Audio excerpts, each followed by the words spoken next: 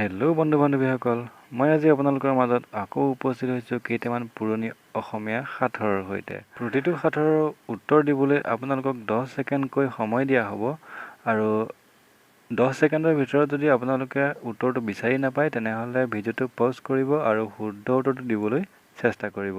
বন্ধু-বান্ধৱীসকল, ভিডিঅ'টো আৰম্ভ কৰাৰ আগতে আপোনালোকক ক'ব বিচাৰোঁ যে আপুনি যদি আমাৰ চেনেলত নতুনকৈ আহিছে তেনেহ'লে আমাৰ চেনেলটো ছাবস্ক্ৰাইব কৰিব আৰু আপুনি যদি আমাৰ আগৰ ভিডিঅ'সমূহ চোৱা নাই তেনেহ'লে ডিছক্ৰিপশ্যনত লিংকসমূহ দিয়া আছে। লিংকসমূহত ক্লিক কৰি পোনপটীয়াকৈ আমাৰ আগৰ ভিডিঅ'সমূহ চাব পাৰে।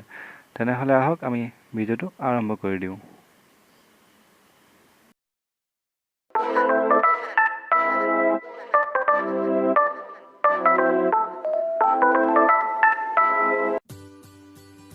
এক নম্বৰ প্ৰশ্ন, এখন গাড়ীত এনেকুৱা কি আছে যে গাড়ীখনতকৈও দীঘল?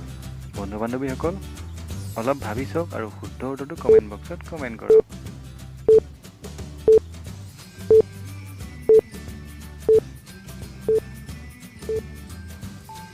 আৰু ইয়াৰ উত্তৰ হৈছে গাড়ীখনৰ লাইটৰ পোহৰ।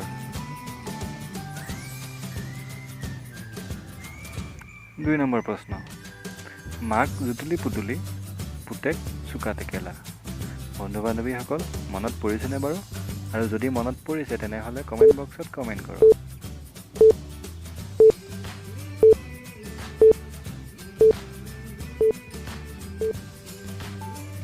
আৰু উত্তৰটো হ'ল জলকীয়া গছ আৰু জলকীয়া।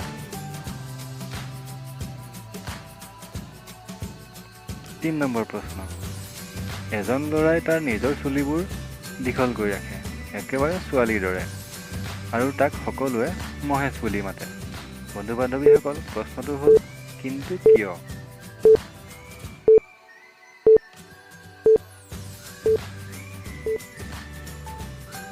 ইয়াত ভাবিবৰ কোনো প্ৰয়োজনেই নাই, কাৰণ তাৰ নামটোৱেই মহেশ।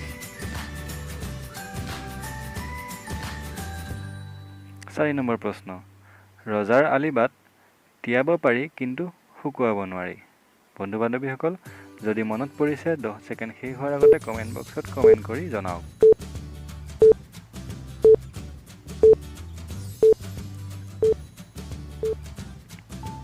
আৰু ইয়াৰ উত্তৰ হ'ল জিভা।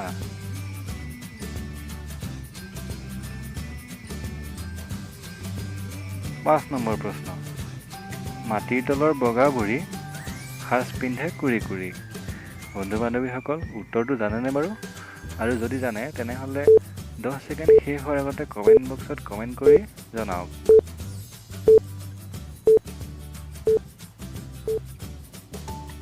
আৰু ইয়াৰ উত্তৰ হৈছে নহৰু।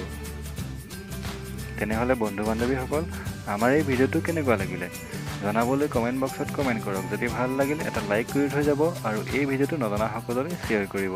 আৰু আপুনি যদি আমাৰ চেনেলত নতুনকৈ আহিছে আমাৰ চেনেলটো ছাবস্ক্ৰাইব কৰিব। আৰু একেবাৰে শেষত সকলোলৈকে ধন্যবাদ জনালোঁ।